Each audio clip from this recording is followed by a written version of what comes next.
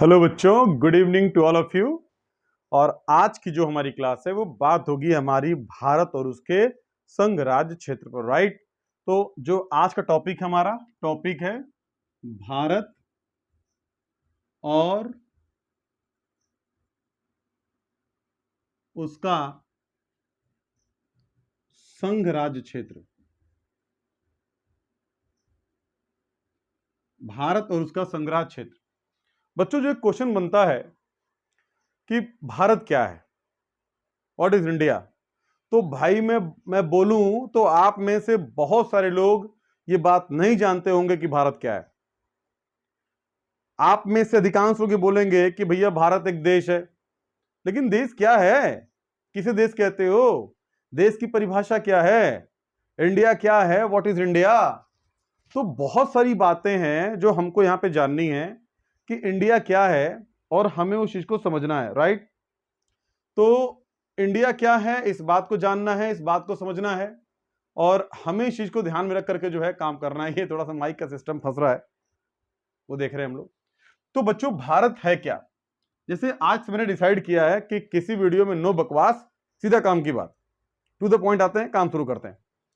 तो भारत क्या है, what shall be India.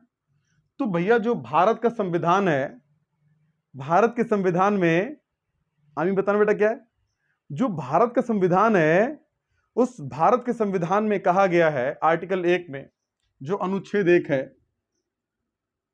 ARTICLE, article 1 कहता है। बच्चा ये आर्टिकल 1 क्या है।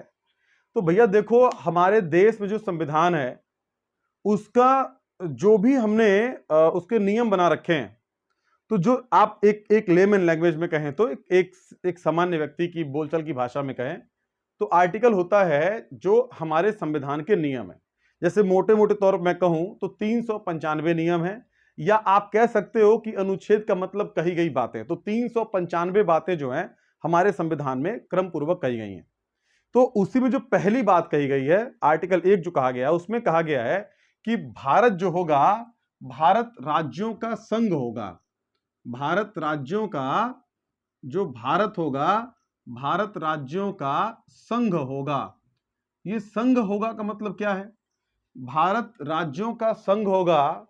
तो संघ का मतलब होता है बच्चा, देखो फेडरेशन, फेडरेशन जो होता है, फेडरेशन, इसका मतलब भी क्या होता है, ग्रुप होता है या कलेक्शन होता है, ग्रुप या कलेक्शन होता है। और जो एक यूनियन होता है, इसका मतलब भी क्या होता है, समूह होता है। यूनियन का मतलब भी क्या होता है, समूह होता है। तो भारत राज्यों का यूनियन है कि फेडरेशन है।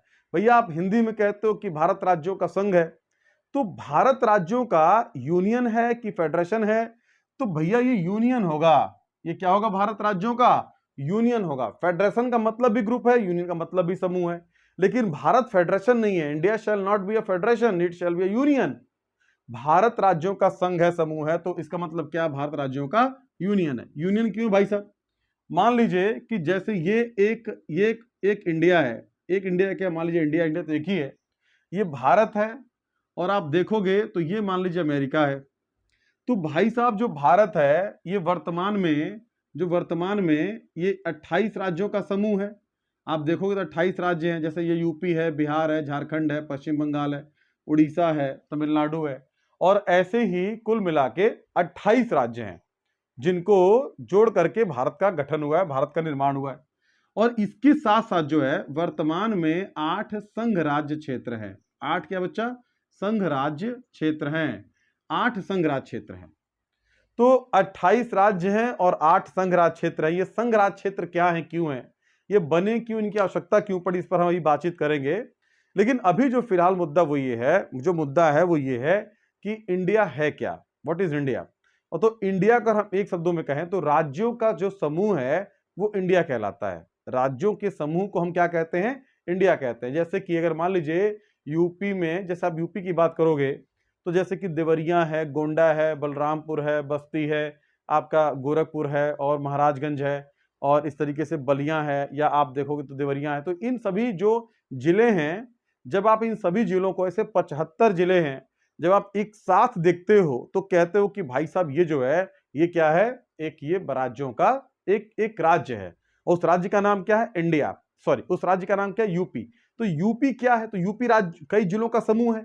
तो उसी तरीके से जो जैसे जिलों का समूह एक राज्य बनाता है, वैसे ही जो है राज्यों का समूह जो है भारत का निर्माण करता है। और भारत में इसको हम राज्य कहते हैं, लेकिन अंतरराष्ट्रीय स्तर पे जो राज्य की डेफिनेशन है, it shall be considered as a state. राज्य को जो है उसी को देश कहा गया है। राज्य का मतलब देश ही है, जैसे कि यूनाइटेड स्टेट ऑफ अमेरिका। तो भारत में जो राज्य हैं, उन राज्यों को इस संघ से अलग होने का अधिकार नहीं है। जो भारत, जैसे मान लीजिए अगर इंडिया में हम कहें तो ये मध्य प्रदेश है, छत्तीसगढ़ है, झारखंड है, पश्चिम बंगाल है। तो इन राज्यों को अगर ये चाहें कि कभी भारत से अलग होकर के और एक नया देश बन जाएं, तो ये अधिकार इनके पास नहीं है बच्चा, बिल्कुल नहीं है।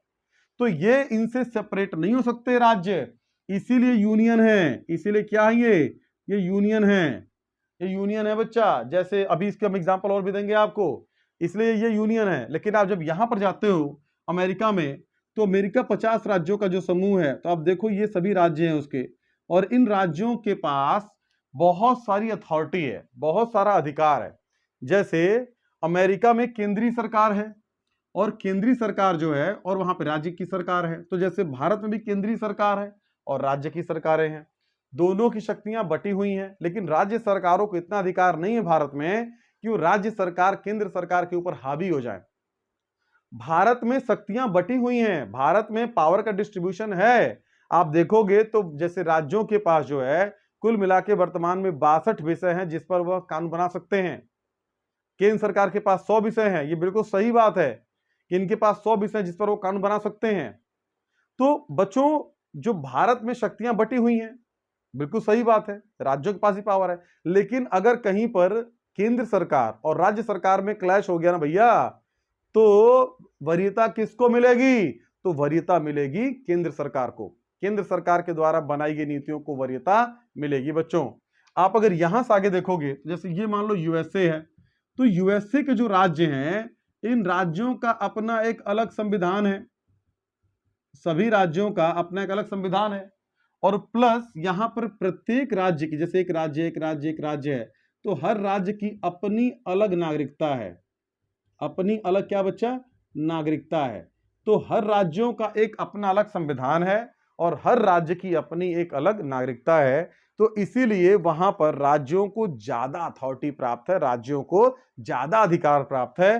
तो राज्य यहां से अलग हो सकते हैं। तो ये एक संघात्मक व्यवस्था है। क्या व्यवस्था बच्चा? एक संघात्मक व्यवस्था है।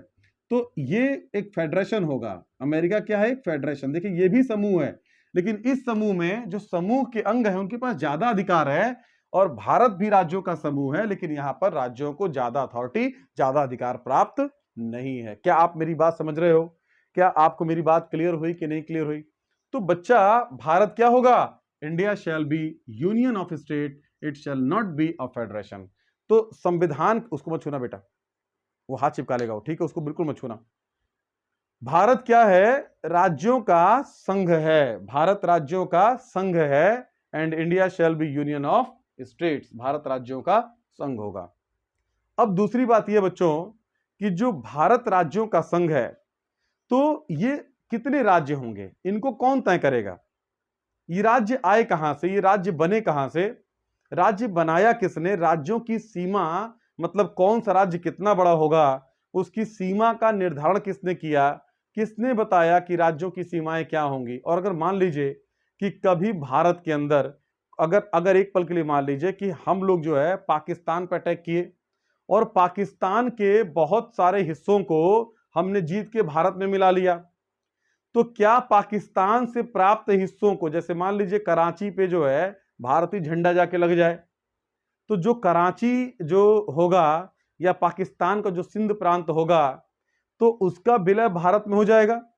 और जब उसका विलय भारत में हो जाएगा, तो अब तो भैया वो तो भारत का हिस्सा हो गया, तो उसको एक नए राज्य का दर्जा मिलेगा ना।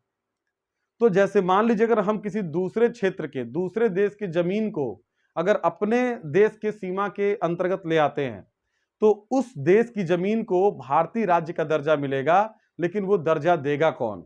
वो दर्जा देने के लिए कौन अधिकृत है? कौन वह दर्जा देगा? तो भाई साहब, ये जो दर्जा है, ये दर्जा देने का अधिकार किसको है? केवल और केवल संसद को है। तो बच्चों आर्टिकल 1 जो है, आप चाहो तो स्क्रीनशॉट ले सकते हो कि आर्टिकल 1 कहता है कि भारत राज्यों का संघ होगा and it shall be a union of states, it shall be a union of states, राज्यों का संघ होगा बच्चों, यूनियन ऑफ स्टेट्स होगा, ठीक है। इसके बाद अगर हम आर्टिकल 2 को देखें तो आर्टिकल 2 क्या कहता है उसको देखते हैं। मैं आपको सभी आर्टिकल्स जो है समझा देता हूं और जो इंपॉर्टेंट है उस पर आपको मार्क करवा दूंगा। एग्जाम में कैसे क्वेश्चन बनेगा मैं इसकी भी चर्चा आपके साथ करता ही रहूंगा, ठीक है। तो भारतीय संविधान में अगर हम आगे बढ़े तो भारतीय संविधान का आर्टिकल 2 क्या कहता है। तो बच्चों जब आप आर्टिकल 2 को जाओगे तो आर्टिकल 2 साफ साफ कहता है कि भारत जो है, भारत में जो अगर अगर मान लीजिए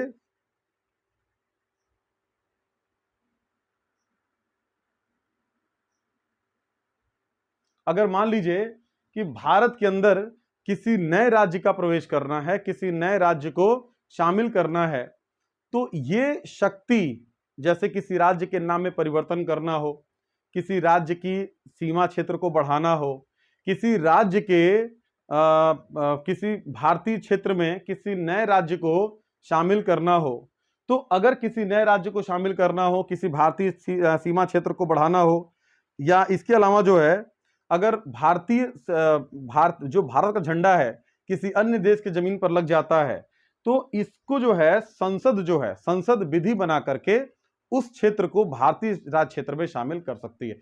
संसद विधि बना करके, संसद जो है, संसद में कौन शामिल है भाई साहब, तो संसद में कौन शामिल है, तो देखिए संसद में कौन शामिल है, तो संसद में 3 लोग शामिल होते हैं।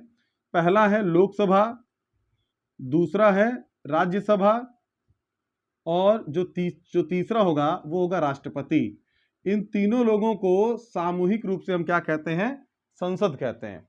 तो अगर मान लीजिए कि एक शॉर्टकट में कहें आर्टिकल 2 जो है वो क्या कहता है, आर्टिकल 2 कहता है भारतीय संविधान का कि अगर मान लीजिए कि भारतीय राज्य क्षेत्र, जैसे किसी नए राज्य का निर्माण, किसी नए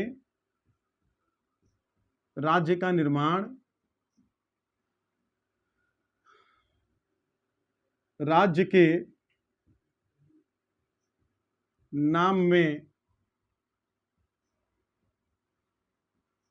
सीमा क्षेत्र में परिवर्तन, या आप कह सकते हो किसी दूसरे देश की जमीन को भारतीय राज्य क्षेत्र में यदि शामिल करना हो, उनका नाम बदलना हो, उनकी सीमा बदलनी हो, तो ये करने का जो अधिकार होगा बच्चा, ये करने का अधिकार केवल किसके पास होगा, संसद के पास होगा। किसके पास होगा, केवल संसद के पास होगा। और इस जो है ये अधिकार केवल किसके पास होगा, ये अधिकार केवल केवल किसके पास होगा, संसद के पास होगा बच्चों। किसके पास होगा, ये संसद के पास होगा। तो ये जो है ये हमारे संविधान का आर्टिकल 2 है।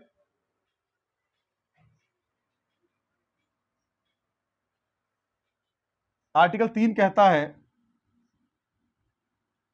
आर्टिकल 3 कहता है कि जब भी संसद ऐसा काम करेगी, जब भी संसद ऐसा काम करेगी, तो संसद जैसे मान लीजिए किसी राज्य के नाम में परिवर्तन करती है, भैया जैसे मान लीजिए कि अगर हमको उत्तर प्रदेश का नाम बदल के उत्तम प्रदेश करना हो, उत्तम प्रदेश करना हो, तो योगी जी का टाइम में भाई साहब कुछ भी संभव है। अगर उत्तर प्रदेश का नाम बदल के उत्तम प्रदेश करना हो, तो ये उत्तम प्रदेश करने का अधिकार किसके पास है, संसद के पास है बच्चों, यूपी की सरकार के पास नहीं है। नाम बदलना हो, अच्छा मान लीजिए अगर अगर जो है उत्तराखंड में बहुत चिकचिकबाजी हो रही है और उत्तराखंड को लेके आना है कहां पर, भारत के अंदर, सॉरी यूपी के अंदर लेके आना है। भैया हमने उत्तराखंड को यूपी से ही काट के अलग किया है, एक नया राज्य बनाया, लेकिन मान लीजिए पुनः विलय की इच्छा है और उत्तराखंड का विलय करना हो यूपी में, तो ये विलय करने का अधिकार किसके पास है, संसद के पास है। और संसद ये सारे काम जो है विधि बनाकर कर सकती है, संसद ये सारे काम जो है विधि बनाकर कर सकती है। तो आर्टिकल 3 कहता है कि अगर किसी राज्य के नाम में, सीमा में परिवर्तन करना है, किसी नए राज्य को शामिल करना है, किसी अर्जित की हुई भूमि को भारतीय क्षेत्र में शामिल करना है, तो संसद यह सभी काम जो है विधि बनाकर करेगी। तो इसमें क्या लिख सकते हो आप, आर्टिकल 3 लिख सकते हो कि आर्टिकल 2 में वर्णित सभी कार्य जो संसद है, सभी कार्य संसद, आर्टिकल 2 में वर्णित सभी कार्य संसद जो है विधि बनाकर कर सकती है, विधि बनाकर कर सकती है, विधि बनाकर कर सकती है। अच्छा बच्चों, एक बात समझना जरा, देखो पॉलिटी वॉलिटी जो है ना, बड़ी इंटरेस्टिंग चीज है। अगर आपको समझ में आ रही है तो बहुत बेहतरीन चीज है, आपको मजा आ जाएगा भाई साहब, बहुत मजा आ जाएगा।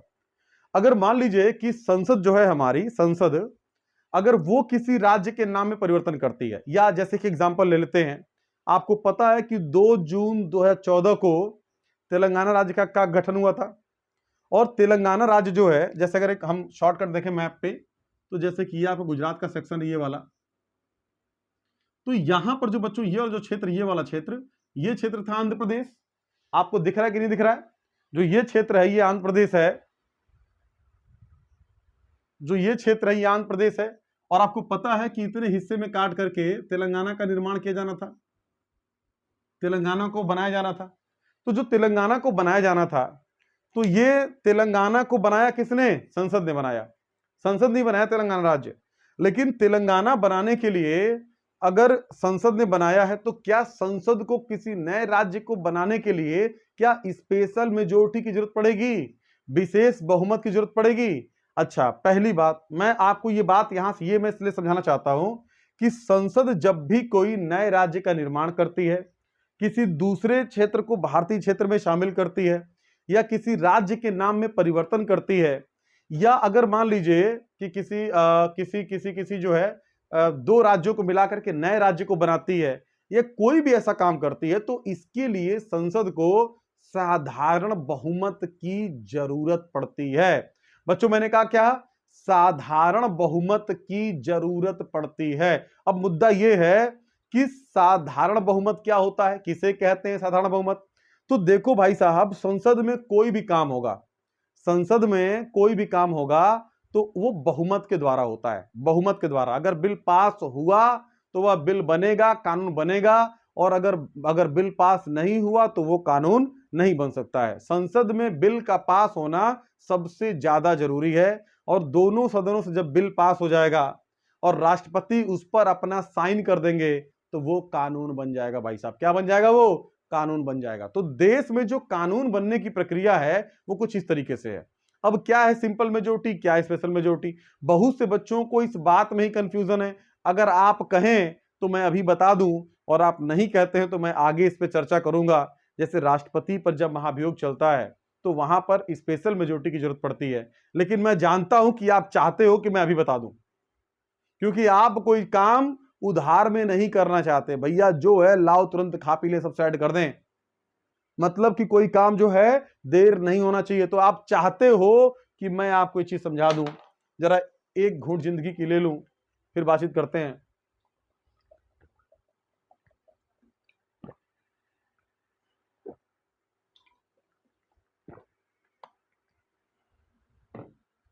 भाई साहब, मैंने आपसे कहा कि संसद विधि बनाकर किसी राज्य का निर्माण कर सकती है।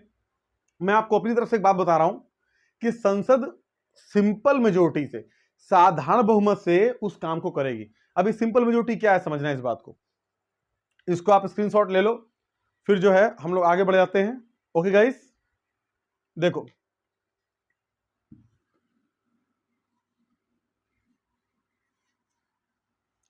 तुम लोग इसको सब्सक्राइबर वगैरह बढ़वाओ, तो जो है लाइव भी आके क्लास लिया करें। आज नेटवर्क की बात किया मैंने, बिल्कुल बेहतरीन नेटवर्क की बात की मैंने। आपको जो है मतलब सिंसियरली आपको क्लास की बहुत ज्यादा जरूरत है, मैथ्स की प्रैक्टिस की जरूरत है। कम से कम अगर मान लो ऑनलाइन आकर के आपके 20 25 30 क्वेश्चन अगर मैं पर डे करवा दिया तो उससे बहुत हेल्प मिलेगी आपको। और बेटा ये क्लास व्लास कभी पेड नहीं होगा, ये देवेंद्र मिश्रा का वचन है कि कभी क्लास पेड नहीं होगा बेटा, फ्री ऑफ कॉस्ट पढ़ाऊंगा। और उसके लिए आपको 1 रुपया नहीं पे करना है, 1 रुपया नहीं पे करना। कोई कहीं पढ़ा रहा हो, आप तुलना कर लो, अगर मेरी वीडियोस उन पर 20 नहीं पढ़ी, आप मेरी क्लास छोड़ देना, बिल्कुल छोड़ देना।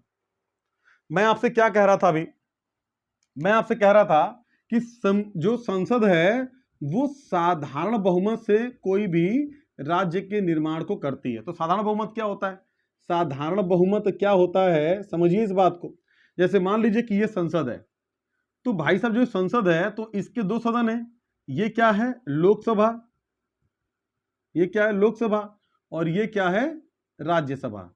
तो देखो भैया, लोकसभा के अंदर आज अधिकतम मेंबर हो सकते हैं 550 और राज्यसभा के अंदर अधिकतम मेंबर हो सकते हैं भाई साहब 250 हो सकते हैं, है नहीं? यहां है कितने? 545 और यहां कितने बच्चा? 245। ये इतने मेंबर हो सकते हैं। हो सकते हैं 550, हैं कितने? 545। हो सकते हैं 250, हैं कितने? 245। अब ये क्यों कम वम है ये आगे बताऊंगा जब आप पढ़ोगे तब।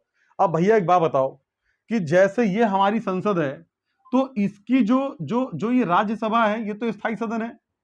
राज्यसभा क्या बच्चा? स्थायी सदन है। लेकिन जो लोकसभा है ये अस्थायी सदन है। ये अस्थायी सदन है। ये अस्थायी का मतलब क्या होता है भाई साहब? ये बनता बिगड़ता रहता है, लेकिन ये जो है फिक्स है, ये इसका कभी विघटन नहीं होता है। मतलब ये कभी भी खाली नहीं रहता है, लेकिन ये खाली होता रहता है। इसकी बैठकें होती हैं, इनके सत्र होते हैं और ये जो है परमानेंट एक सदन है जो कभी भंग नहीं हो सकता है। लेकिन लोकसभा भंग हो सकता है, तो ये भंग नहीं हो सकता है राज्यसभा, लोकसभा भंग हो सकता है। तो अब बच्चों मान लो कि भैया 545 कुल मेंबर हैं, लेकिन एक बात बताओ कि क्या 545 के 545 रोज रोज आते होंगे? रोज आते होंगे? नहीं आते होंगे ना। तुम क्लास में पढ़ने आते हो, रोज सारे आते हो?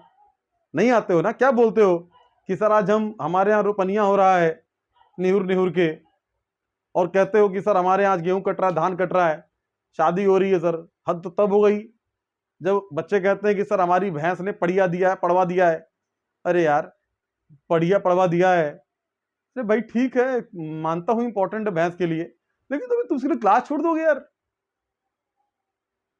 तो भाई उसमें बच्चे क्लास में, आज अगर मेरे पास 150 बच्चे हैं तो 150 में से हार्डली 80-90-100% रहते हैं, 10-20% रहते ही रहते हैं। तो भाई साहब उसमें से जो है बच्चे प्रेजेंट नहीं होते सारे एक साथ क्लास में। बहुत आएंगे तो आपके 70-80% बच्चे आते हैं। तो यहां भी तो वही हाल है भैया। ये 545 में से मान लीजिए कि किसी दिन जो है 520 मेंबर प्रेजेंट हैं, 545 में से 520 प्रेजेंट हैं। तो सिंपल मेजोरिटी में ये देखा जाएगा कि जितने प्रेजेंट हैं उसका 50% प्लस 1, 50% प्लस 1। तो भैया 520 का आधा कितना हो जाएगा? 250 और प्लस 10। तो अगर 260 मेंबर ने 250 और प्लस 10, यदि 260 मेंबर ने कह दिया कि हाँ हाँ मैं सहमत हूं, नया राज्य बना दो, तो यहां से बिल पास हो गया। अब यहां से बिल पास हो तो यहां जाएगा। अब मान लीजिए यहां पर 245 में से मान लीजिए किसी ने 230 लोग आए हुए हैं, तो भैया यहां बिल पास होने के लिए 116 लोगों की जरूरत है। भाई साहब ये 260 प्लस 1 होगा, 50% प्लस 1 होता है। तो यहां पर 116 लोगों की जरूरत है। अगर 230 में से 116 लोग कहते हैं कि हाँ भैया तेलंगाना राज्य बनेगा, तो बन जाएगा भाई साहब। अगर 230 जो प्रेजेंट हैं उसमें से 116 ने कह दिया, 50% प्लस 1 ने कह दिया कि राज्य बनेगा, तो भैया राज्य बनेगा। तो राज्य बनेगा बच्चा। तो ये जो है ये आपको ध्यान रखना है, राज्य बनेगा। अब यहां से ये बिल पास हो गया, ये बिल पास हो गया, राष्ट्रपति ने साइन कर दिया, राष्ट्रपति ने क्या कर दिया? अपना सिग्नेचर कर दिया। और जैसे ही सिग्नेचर करेगा उस नए राज्य का गठन हो जाएगा, उस नए राज्य का गठन हो जाएगा। लेकिन बच्चों जब नए राज्य का गठन होता है तो पहली बार प्रस्ताव सीधा यही प्रस्तुत नहीं होगा। संसद में कोई भी सदन राष्ट्रपति को एक नोटिस देगा कि संबंधित राज्य को सूचना दिया जाए, और संबंधित राज्य के पास राष्ट्रपति द्वारा जो है एक जो है लेटर आप कह सकते हो, या एक नोटिस दिया जाएगा कि आपके राज्य में हम ये बदलाव करना चाहते हैं। उस राज्य की विधानसभा उस बिल को पास कर सकती है, नहीं कर सकती है, कोई मैटर नहीं करता। बिल पास हो गया तब भी संसद जो चाहेगी करेगी, नहीं पास हुआ तब भी संसद जो चाहेगी वो करेगी। तो यानी कि किसी भी राज्य के निर्माण में जो सबसे महत्वपूर्ण भूमिका होती है वह संसद की होती है और राष्ट्रपति की होती है। तो संसद जो होगा साधारण बहुमत से क्या करेगा, उस कानून को बनाएगा मेरे बच्चों, सिंपल मेजोरिटी से। स्पेशल मेजोरिटी क्या होती है वो एक अलग प्रावधान है, कभी नेक्स्ट वीडियो में बताऊंगा आपको। सिंपल मेजोरिटी का मतलब होता है, एक लाइन में कहें तो सदन में जितने लोग उपस्थित हैं, सदन में जितने लोग उपस्थित हैं, कुल सदस्य नहीं, जितने लोग उपस्थित हैं, तो उपस्थित सदस्यों का 50% प्लस एक सहमति है तो वह सिंपल मेजोरिटी से बिल को पास माना जाएगा। ठीक है बच्चों, क्या मैं ठीक कह रहा हूं? कोई दिक्कत आ रही है तो अपने भाई को बताओ, तुम्हारा भाई बेहतरीन समझाएगा चीजों को। कोई भी दिक्कत आ रही बेटा कमेंट में डाल दो। अच्छा, अब इसके बाद देखिए आगे क्या कहता है। तो आपने संविधान, आपने आर्टिकल 3 को समझा, आर्टिकल 3 को समझा आपने। अब आर्टिकल 4 देखिए, आर्टिकल 4 क्या कहता है। जो आर्टिकल 4 है, आर्टिकल 4 ये कहता है कि मान लीजिए कि जो संसद है उसने किसी नए राज्य का निर्माण कर दिया, संसद ने किसी नए राज्य का निर्माण कर दिया, तो क्या उस नए राज्य के निर्माण को संविधान संशोधन समझा जाएगा? नहीं, संविधान संशोधन नहीं समझा जाएगा। भाई साहब, अगर किसी नए राज्य का निर्माण होता है तो उसको आर्टिकल 368 के तहत संविधान संशोधन नहीं माना जाएगा, संविधान संशोधन नहीं माना जाएगा, नहीं माना जाएगा, उसको संविधान संशोधन नहीं माना जाएगा। पारुल फोन आ रहा आपका, तो उसको संविधान संशोधन नहीं माना जाएगा। देखिए, तो उसको संविधान संशोधन भैया नहीं माना जाएगा, वो ये संविधान संशोधन नहीं होगा। आपको मेरी बात समझ में आ रही है कि नहीं आ रही है? तो बच्चों ये जो है ये आपके आर्टिकल 1, 2, 3, 4 थे। अब जो है नेक्स्ट वीडियो में हम इस बात पे चर्चा करेंगे कि नए राज्य सारे बने कैसे हैं, भारत में राज्यों का गठन हुआ कैसे है, आंध्र प्रदेश कैसे बना, महाराष्ट्र कैसे बना, तमिलनाडु कैसे बना, और इनके क्रम कैसे हैं। कई बार इनके सीक्वेंस पूछ लेता है कि सबसे पहले जो बने 3 राज्यों उनको लाइन से लगाइए, जो सबसे लास्ट में बने उनको 3 राज्यों को लगाइए। या कई बार क्वेश्चन आता है कि एसके धर कमेटी क्या है, कई बार क्वेश्चन आता है कि फजल अली आयोग समिति क्या है, जेवीपी समिति क्या है, या इसके बाद जो है संघ राज्यों का निर्माण कैसे हुआ, पूर्ण राज्यों का निर्माण कैसे हुआ। ऐसे तमाम क्वेश्चन आपके सामने आते हैं। आप यकीन मानो पॉलिटी आपके लिए मैं बहुत शानदार करने वाला हूं, बहुत ही बेहतरीन करने वाला हूं, और पॉलिटी के सारे लेक्चर यहां पर अपलोड किए जाएंगे गाइस। इसके साथ साथ जीएस में मैं कुछ आपको मिससेलेनियस भी छोटा छोटा पढ़ाना चाहता हूं, छोटी छोटी वीडियोस में कुछ मिससेलेनियस भी डालना चाहता हूं मैं उम्मीद करता हूं आपको ये हमारा नया एक्सपेरिमेंट पसंद आएगा। Thank you so much guys. अगर आपको क्लास बेहतरीन लगती है तो अपने दोस्तों के साथ जरूर शेयर करो, चैनल को प्रमोट करो, अपने क्षेत्र को आगे बढ़ाओ।